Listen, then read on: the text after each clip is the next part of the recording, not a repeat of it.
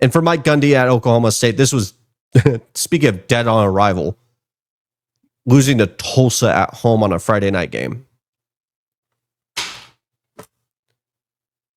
Mike Gundy's a legend. The greatest Oklahoma State head coach of all time. It's over. Like, I don't know what you want me to say.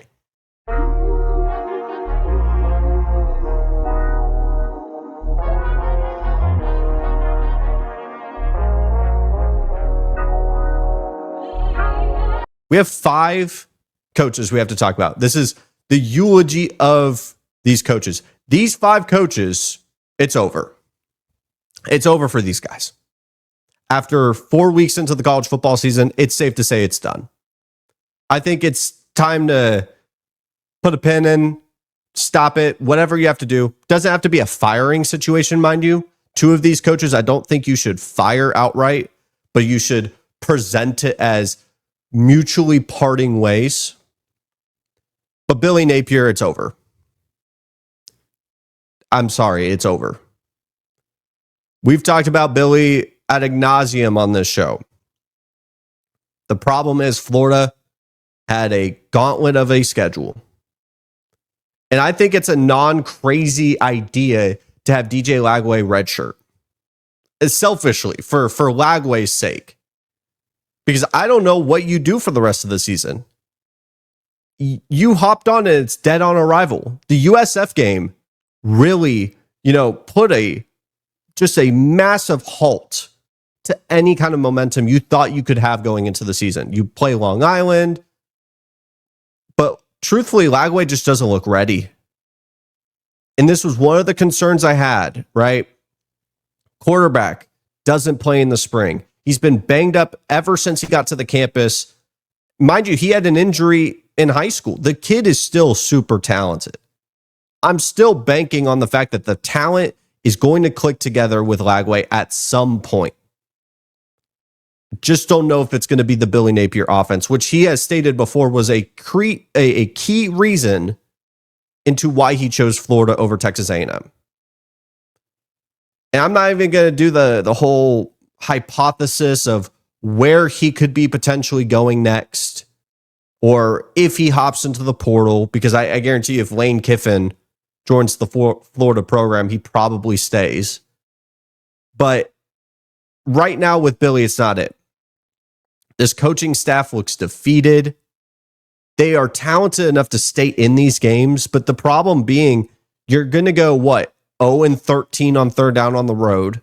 You give Jaden Baugh the one offensive piece that has been doing quite well for you, to be honest. And you go 12 of 23 with DJ Lagway going 60 plus yards. That's not going to win a road game against, in my opinion, the best team in the country. The most balanced, the most complete team in the country. And Billy Napier's done everything right internally. He's been able to bring in talent.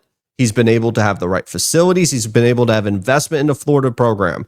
And I don't think he will get ever enough credit for what he had to rebuild from Dan Mullen. Because Dan Mullen basically full transfer portal era quit on recruiting, and at the roots of this program, it was over. It truly became over. And from the ground, Billy Napier had to build it up. Unfortunately, on Saturdays, he's not good enough. He's just not good enough. The play calling that he has had a white knuckle grip on for years at this point, it's over. He just wasn't good enough. At the end of the day, you failed the exam. As unfortunate as it is, that's the reality. I could say the same thing for Sam Pittman. Sam Pittman was just a guy that, even though I'm a fan of a team that is head-to-head rivals with Arkansas, I can even admit Sam Pittman's likable, and he's a guy that should work at Arkansas. He should work there. He fits the mold of what Arkansas wants to be. Big, giant offensive lineman, ground and pound football. And it's obviously molded away from that with Taylon Green and Bobby Petrino. Completely understand that. You can't say that Pittman hasn't tried everything, but it's one of those things where it's like almost like with Stoops at Kentucky. Except with Kentucky, the expectations aren't there. This is an Arkansas fan base that is so desperate for relevance. And don't take that as a slight. I would rather a fan base be desperate for relevance than to just sit there in mediocrity and smile. I think once I heard that Kentucky's the best job in the world because Mark Stoops gets paid $10 million and gets zero expectations. You don't want to be like Kentucky in football. And I know Arkansas is a very proud program. Problem being, it's one of those things where I'm going to make an analogy to How I Met Your Mother. The episode with Katy Perry in it. And if you've never seen this, it is about a girl who is naive to the bone. And they didn't remember her name and they called her Honey. And they always said, "Oh, honey." And just feeling terrible for her because she doesn't realize how bad the situation is. The naive. And I just feel that for Arkansas. Oh, Arky. Losing to Memphis this weekend. Your offense looks great. It looks great. Taylon Green has lived up to the bill as a super dynamic quarterback. You brought back Hot Wheels Bobby Petrino.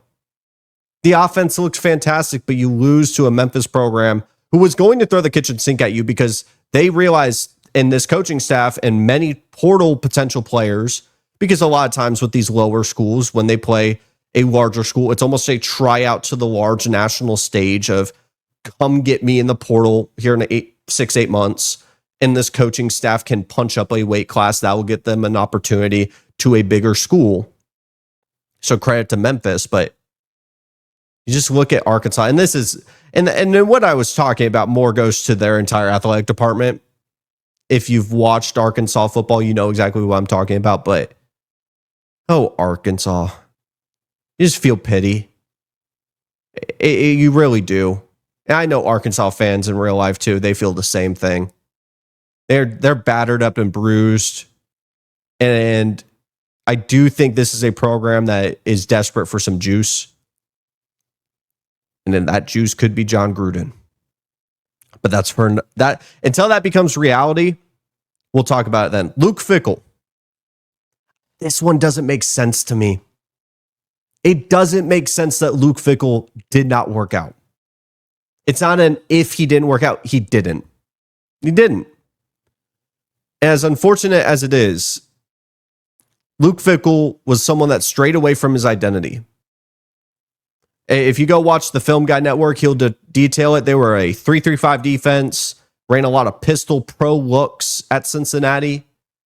That's what got him into a college football playoff. Incredibly good defense, a pro-style offense. That's why we said Desmond Ridder was like one of the more pro-ready quarterbacks. Obviously, that didn't work out, but in a terrible class, that was his, come to fame, was he was going to be the most pro-ready guy. And Luke Fickle gets to Wisconsin, you feel, because he made the most at Cincinnati, you place him in an area that needed juice, needed a new identity, needed a revitalization of the program because Wisconsin had become stale. And he comes in and he starts doing air raids. It's a revolving door of transfer quarterbacks. It never feels like you're getting it together. It truly never feels like you've been able to click the right buttons. And this past weekend, you get dominated by Maryland at home. I believe they were 10-point favorites at home. You got beat down by Alabama, and it just felt like you were dead on arrival. Very similar to Florida. Sneakily, Wisconsin, very difficult schedule. One of the most difficult, if not the most difficult in the entire Big Ten. But this was one of those match made in heaven situations that I was fully convinced Fickle was going to be the guy. He just wasn't. Now, for the two guys that I think, if we were to say, these are the two guys that aren't going to get fired, but it might be time to close that book. The chapter is over for Dabo Swinney. They're worse than this year's Florida State. And I have an entire video on this channel talking about that.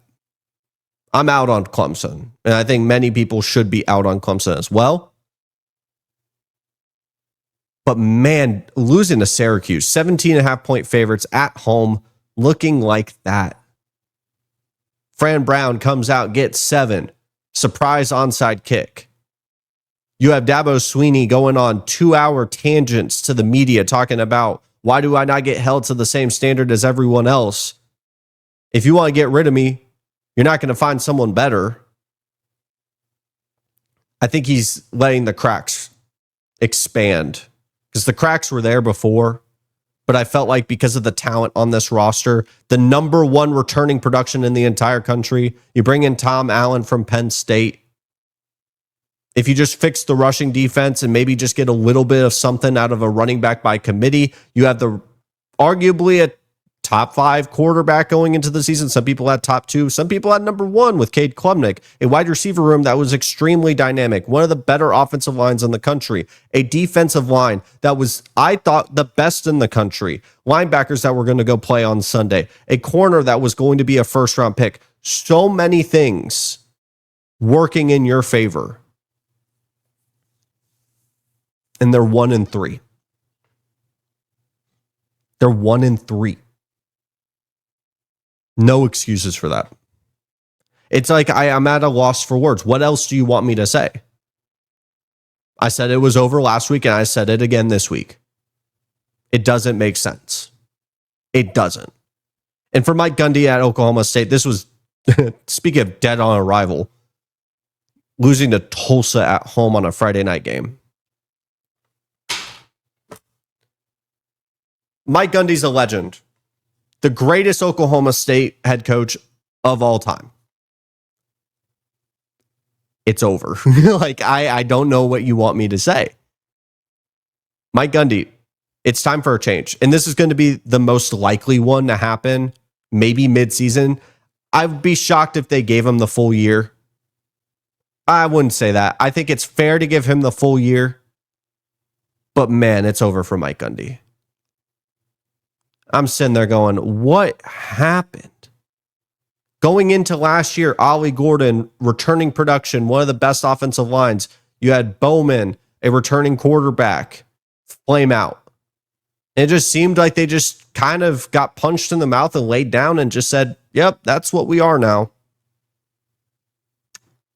Oklahoma State, really good college football 26 rebuild because of how bad they are. Good Lord.